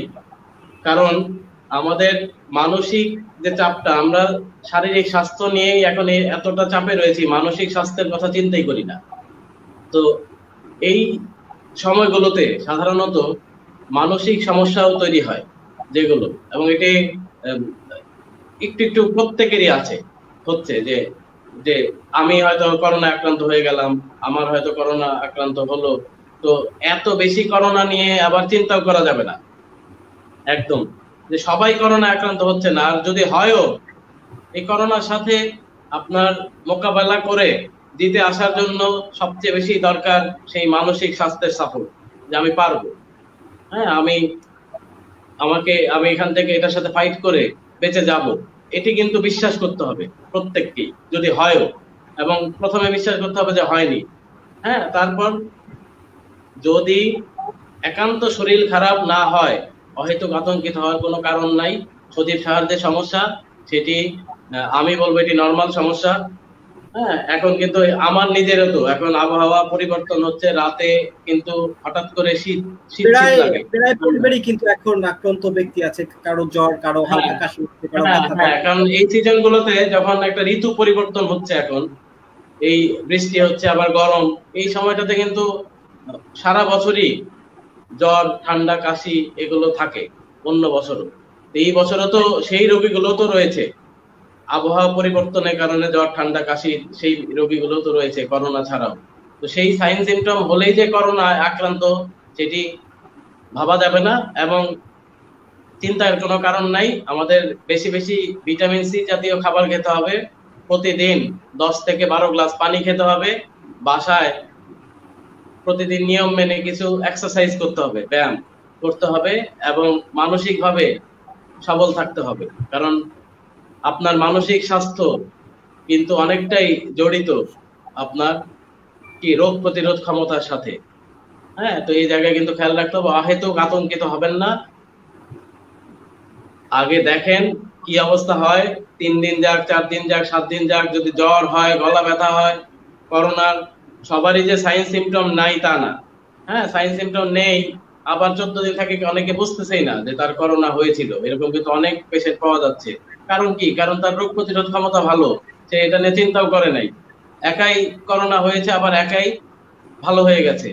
হ্যাঁ, তো হয়তো আতঙ্কিত হওয়ার কারণ নাই, বরং আমরা এখন যারা বাসায় আছি তারা কিভাবে রোগ প্রতিরোধ ক্ষমতা বাড়ানো যায় সেদিকে মনোযোগ দিই সবাই, যে প্রত্যেকেই রুটিন মেনে পানি খাই, ভিটামিন সি জাতীয় খাবারগুলো বেশি করে খাই, সুষম খাবার খাই, এই এবং ঘুম পর্যাপ্ত 8 থেকে 10 ঘন্টা কিন্তু ঘুমাতে হবে এই মুহূর্তে সবাইকে। এই সব মিলিয়ে চিন্তা করতে হবে আমাদের। ধন্যবাদ আপনাকে। আমরা আর কিছুক্ষণের মধ্যেই শেষ করব আমাদের অনুষ্ঠানটি। তার আগে আমরা একটু আসাদুজ্জামান ভাইয়ের কাছে আসলে একটি তথ্য জানতে চাই। আসাদুজ্জামান ভাই, আপনি গত বছর যে ডেঙ্গুর যখন প্রভাব ছিল তখন আপনি বিভিন্ন লেখালেখি করেছেন, আমরা দেখেছি আপনার সচেতনামূলক লেখালেখির মাধ্যমে আসলে অনেক মানুষ উপকৃত হয়েছে। এখন যেহেতু ডেঙ্গুর সিজনে আমরা চলে আসছি এবং পাশাপাশি ডেঙ্গুর থেকে মারাত্মক একটি আতঙ্ক কিন্তু আমাদের মধ্যে এখন কাজ করছে, সেই বিষয়টি একে কেন্দ্র করে কিন্তু আমরা সাধারণ মানুষ কিন্তু এখন ডেঙ্গুর কথা অনেকের মনেই নেই। বিষয়টি কিন্তু এমনটা হয়ে গেছে করোনা ভাইরাসের কারণে। তো এই ক্ষেত্রে আসলে আপনার সচেতনতামূলক কিছু বক্তব্য আমরা শুনতে চাই। শেষ করবো আপনার এই বক্তব্যের মাধ্যমে, আমরা শেষ করতে চাই। ধন্যবাদ এম সুলাইমান। আসলে সবচেয়ে গুরুত্বপূর্ণ বিষয় হচ্ছে ডেঙ্গু থেকে বাঁচার সবচেয়ে গুরুত্বপূর্ণ বিষয় হচ্ছে পার্সোনাল সচেতনতা, পাবলিক অ্যাওয়ারনেস। পাবলিক অ্যাওয়ারনেস হচ্ছে সবচেয়ে বেশি গুরুত্বপূর্ণ। আমরা যদি গত বছর আমরা যখন ডেঙ্গু মহামারী আকার ধারণ করেছে তখন আমরা বিভিন্ন ধরনের প্রোটেকশন নিয়েছি বাঁচার জন্য ডেঙ্গু থেকে, যেমন বিভিন্ন ধরনের ক্রিম, তারপর হচ্ছে বিভিন্ন ধরনের স্প্রে আমরা ইউজ করেছি। তো আসলে যেহেতু ডেঙ্গুর সিজনে আমরা প্রবেশ করতে যাচ্ছি এবং গত বছরের যে মহামারী এটা আমাদেরকে ভুলে গেলে চলবে না। আমাদের প্রত্যেকেই মনে রাখতে হবে আমাদের করোনা হয়তো ডেঙ্গুর চেয়ে অনেক বেশি ভয়ানক এবং অনেক বেশি মরণঘাতী, তারপরও ডেঙ্গুও কিন্তু কম নয়। গত বছর আমরা প্রায় সরকারি হিসাবে 164 জন গত বছর বাংলাদেশে প্রাণ হারিয়েছে এবং প্রায় 1,01,364 জনের মতো আক্রান্ত হয়েছিল ডেঙ্গুতে। তো যাই হোক, এটা কিন্তু একটা অনেক বড় সংখ্যা শুধু সরকারি হিসেবে, কিন্তু বিভিন্ন পত্রপত্রিকা এবং বিভিন্ন ধরনের বেসরকারি জরিপে দেখা গিয়েছে এই সংখ্যা এর চেয়ে কয়েক গুণ বেশি। প্রায় বিভিন্ন ধরনের জরিপে দেখা গেছে প্রায় 5 লক্ষাধিক লোক কিন্তু আমাদের গত বছর ডেঙ্গুতে আক্রান্ত হয়েছে এবং মৃত্যুর সংখ্যাও প্রায় অনেক বেশি। তো যাই হোক, আমাদেরকে এখন সচেতন হওয়া খুবই গুরুত্বপূর্ণ। তো সচেতন হতে গেলে যে কয়েকটা কাজ করতে হবে, যে আমরা যেহেতু বাড়িতে থাকছি বেশিরভাগ সময়, আমাদের নিজস্ব বাড়িতে যেন ডেঙ্গু মশা প্রোডাকশন হতে না পারে বা কোনো ধরনের মশা, সেটা আমাদের লক্ষ্য রাখতে হবে। তার মানে বাসায় পরিষ্কার পরিচ্ছন্নতাটা, কোথাও যাতে পানি জমতে না দেয়। যেমন সরকার এবছর একটা স্লোগান দিয়েছে যে 3 দিনে 1 দিন জমা পানি ফেলে দিন। তো আমরা সরকারের সেই স্লোগানই ফলো করব, যে আমাদের বাসার কোথাও কোনো আমরা পানি জমতে দিব না। এটা হচ্ছে আমাদের 1 নম্বর জিনিস। পাশাপাশি আমাদের আরো গুরুত্বপূর্ণ জিনিস হচ্ছে যে এই মুহূর্তে ফুল স্লিভ জামা, যাতে আমাদের পা এবং হাতে মশা কম কামড়াতে পারে, ফুল স্লিভ জামা, এবং বিশেষ করে মশা 2টা সময় বেশি কামড়ায়, যেগুলো হচ্ছে এডিস। একটা হচ্ছে যখন সকাল হয় এবং সন্ধ্যার আগে, এই সময়গুলোতে। তো এই সময়গুলোতে মানে অন্ধকার এবং আলো এর মাঝামাঝি সময়গুলোতে বেশি কামড়ায়। তো এই সময়গুলোতে আমরা একটু বেশি সতর্ক থাকবো। এবং আমাদের যদিও আর্থিক অবস্থা অত ভালো নয় যে প্রত্যেকে আমরা আমাদের বাসা দরজা জানালায় আমরা প্রোটেকশন লাগাবো নেটের, যতটুকু পারি আমরা সন্ধ্যার পর আমাদের দরজা বিশেষ করে জানালাগুলো আমরা বন্ধ করে দেবো, যাতে মশা আমাদের ঘরে প্রবেশ করতে না পারে। এবং আমরা এই প্রোটেকশনগুলো আমাদেরকে এই মুহূর্তে নিতেই হবে। এই মুহূর্তে আমাদেরকে এই প্রোটেকশনগুলো, যেহেতু আমরা এখন ঘরে থাকছি এবং আমাদের সেই সুযোগও রয়েছে যে আমরা এই কাজগুলো আমাদের ঘরে থেকে আমাদের পার্সোনাল প্রোটেকশনগুলো, এগুলো কিন্তু সরকার নেবে না, এগুলো কিন্তু সরকার এসে আমার ঘর পরিষ্কার করে দিয়ে যাবে না। সুতরাং এই সমস্ত কাজগুলো যে আমার পার্সোনাল প্রোটেকশনের জন্য আমার বাসা বাড়ির যে জায়গাগুলো রয়েছে যেখান থেকে মশা প্রোটেকশন করতে পারে এবং মশার আক্রমণ থেকে বাঁচার জন্য, তার মানে ফাইট, আমাকে ফাইট করতে হবে এগেইনস্ট দ্য বাইট, মানে মশার কামড় যাতে আমাকে না দিতে পারে, এই জন্য যতটুকু আমার পার্সোনাল ফাইট করা দরকার সেটা আমাকে এখন করতে হবে। এই জন্য পার্সোনাল অ্যাওয়ারনেস খুবই জরুরি এবং এটাই হচ্ছে উপযুক্ত সময়। এখন থেকে এই বর্ষাকাল পুরোটাই আমার পার্সোনাল অ্যাওয়ারনেস চলতে হবে। ধন্যবাদ। ডাক্তার মহসিন কবির ভাই যদি কিছু বলেন শেষ করবো আপনার মাধ্যমে। সেই শুরুর কথা দিয়ে আবার শেষ করব। শুরুর কথা হলো আমি যেহেতু প্রবীণ নিয়ে কাজ করি, আমি এই অনুষ্ঠানের মাধ্যমে ঊর্ধ্বতন যারা কর্তৃপক্ষ রয়েছে তাদের কাছে আহ্বান জানাচ্ছি যে সমস্ত অসুস্থ প্রবীণ এই মুহূর্তে চিকিৎসা নিতে ব্যাহত হচ্ছেন, যারা করোনা হয়নি বা হয়েছে, প্রবীণদের প্রতি নজর দিতে হবে। কারণ প্রবীণরা আমাদের সম্মানিত নাগরিক, সিনিয়র সিটিজেন, আমাদের সম্পদ। প্রবীণ কোনো বোঝা না, প্রবীণ আমাদের অহংকার। হ্যাঁ, তো প্রবীণদের দিকে সবচেয়ে বেশি নজর দিতে হবে করোনার এই মুহূর্তে। সামনে ডেঙ্গু আসছে, আমরা আজকের আলোচনার ভেতর দিয়ে জানতে পারলাম। এই ডেঙ্গুর হাত থেকেও কিভাবে প্রবীণদের বাঁচানো যায় বা বাসায় যারা রয়েছে কিভাবে বাঁচা যায় সে বিষয়ে নজর দিতে হবে এবং সর্বোচ্চ ফ্যাসিলিটি দিতে হবে প্রবীণদের চিকিৎসার ক্ষেত্রে। আর যেটি ব্যক্তি সচেতনতার উপর আর কিছু নাই। হ্যাঁ, তো প্রত্যেকটা নাগরিককেই সচেতন হতে হবে, এটা হোক ডেঙ্গু, হোক করোনা, বা হোক অন্য রোগ, বা আমাদের লাইফস্টাইল চেঞ্জ করতে হবে। এবং সেই ব্যক্তি সচেতনতা তৈরি করতে সরকারের যা যা পদক্ষেপ নেওয়া দরকার সেগুলো কিন্তু নিতে হবে। এই শুধু এখন যেভাবে নিচ্ছে এটির যে আরো ইফেক্টিভ পদক্ষেপ নিতে হবে। গার্মেন্টস কর্মীদের জন্য এক ধরনের, তারা যেভাবে বোঝে তাদেরকে বোঝাতে হবে, সাধারণ মানুষের জন্য একভাবে বোঝাতে হবে, গ্রুপে গ্রুপে ভাগ করে। এবং এই বিষয়ে আরো গবেষণা প্রয়োজন, গবেষণা করে তার ভিত্তিতে একটা সুন্দর একটা সিস্টেম তৈরি করতে হবে। কারণ আমাদের এই করোনা, ডেঙ্গু এগুলোর ভেতর দিয়ে যেতে হবে, কিন্তু আমরা চাই একটা সিস্টেমের ভেতর দিয়ে যেতে। আমরা চাই জানতে যে আমি অসুস্থ হলে কোথায় যাব, কোথায় গেলে কোন সিস্টেমের ভেতর দিয়ে আমি এগুলো ট্রিটমেন্ট পাবো, এটাই। আর সবাই ভালো থাকুক, সুস্থ থাকুক, নিরাপদে থাকুক, আর সবাই নিজের রোগ প্রতিরোধ ক্ষমতার প্রতি একটু নজর দেই, বাড়ানোর প্রতি। আপনাকে ধন্যবাদ। ধন্যবাদ আপনাদের দুজনকে। আসলে বৈশ্বিক যে দুর্যোগ চলছে সেই দুর্যোগ মোকাবেলা করার জন্য আমাদের প্রত্যেককেই স্ব অবস্থান থেকে আমাদেরকে সচেতন হতে হবে এবং সবাইকে সচেতন করে গড়ে তুলতে হবে। আমাদের এই করোনা ভাইরাসকে কেন্দ্র করে আমরা চাই না যে আমাদের মানবিক যে অবক্ষয়গুলো রয়েছে সেগুলো ঘটুক। আমরা চাই আমাদের মানবিক কাজগুলো আরো বেশি বেশি বাড়ুক এবং আমরা সবাই সচেতন থাকি, ভালো থাকি, সুস্থ থাকি এবং সবাইকে সুস্থ রাখি। আপনাদের দুজনকেই অনেক অনেক শুভেচ্ছা আলোকিত বাংলাদেশে যুক্ত হওয়ার জন্য। সকলে ভালো থাকবেন। আল্লাহ হাফেজ।